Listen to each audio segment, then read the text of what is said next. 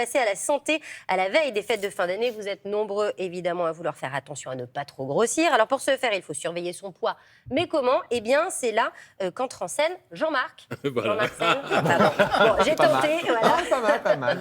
Alors, Jean-Marc, vous avez Bonjour, reçu Jean-Marc. de nombreuses questions de nos téléspectateurs.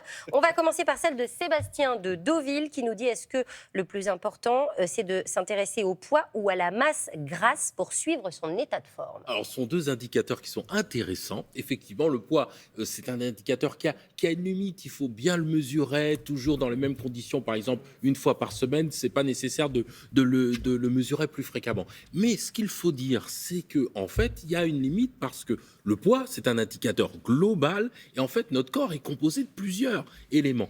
C'est vrai que c'est la masse grasse, mais c'est vrai que c'est la masse musculaire, c'est le muscle, c'est l'eau et c'est de l'os. Et en fait, souvent, quand on dit on veut perdre du poids, ce qu'on veut perdre, c'est perdre de la graisse, Eh oui. c'est perdre du gras. Pas des os, oui, a priori. Et c'est pas des os. Ah bah, à moins de se couper une jambe, bon. Alors, on ne peut pas faire de l'eau. Alors, l'autre possibilité, effectivement, c'est pour perdre ce gras et mesurer ce gras, effectivement, il y a beaucoup de techniques. Et dans certaines circonstances, par exemple, certains sportifs de haut niveau, ou alors certaines personnes qui sont malades, on va devoir mesurer cette graisse. Et là, il y a des techniques qui sont certaines peu accessibles et qui coûtent cher. Par exemple, la DEXA, vous voyez, c'est une technique radiographique qui permet de mesurer tout cela, mais ça coûte cher et puis c'est pas tellement accessible.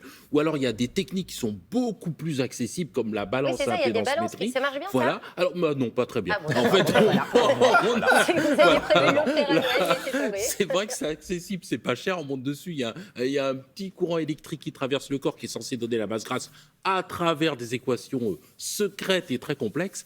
Ça donne pas des valeurs très précises. Donc la chose, c'est que quand on doit mesurer effectivement cette masse grasse, le mieux c'est de se rapprocher d'un professionnel de santé qui va utiliser les techniques les plus adaptées. Le mieux, c'est d'enfiler un jean serré, surtout pour vérifier qu'on a perdu du poids ou pas. Alors, c'est voilà, on va en radical. parler tout à l'heure.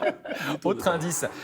Autre question posée par Vanessa de Pointe-à-Pitre. Elle se demande si l'IMC, l'indice de masse corporelle, c'est un indice intéressant et utile chez tout le monde. Alors, c'est un indice très intéressant parce que, vous savez, c'est deux paramètres qui sont utilisés. C'est le poids qu'on divise par la taille au carré. Taille fois taille. Voilà. C'est ça.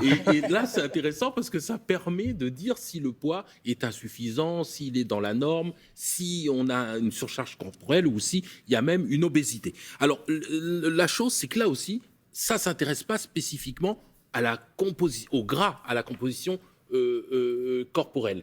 Or, ce qui est problématique, c'est le gras qu'il y a autour de l'abdomen. C'est ça le risque pour la santé. Oui. Et donc, c'est un indicateur qui est intéressant. Et l'autre chose aussi, l'autre limite, c'est que on peut peser très lourd, mais parce qu'on a beaucoup de muscles. Regardez cet athlète, il a 5% de masse grasse contre la personne qui est très sédentaire, qui en a 35%. Ils ont le même IMC. Donc, quelquefois, il va falloir déterminer effectivement quelle est la masse grasse abdominale, parce que c'est elle qui détermine et quel est le problème de santé, éventuellement les problèmes de santé pour les personnes. Eh bien, parfait. Merci beaucoup, Dr Sen.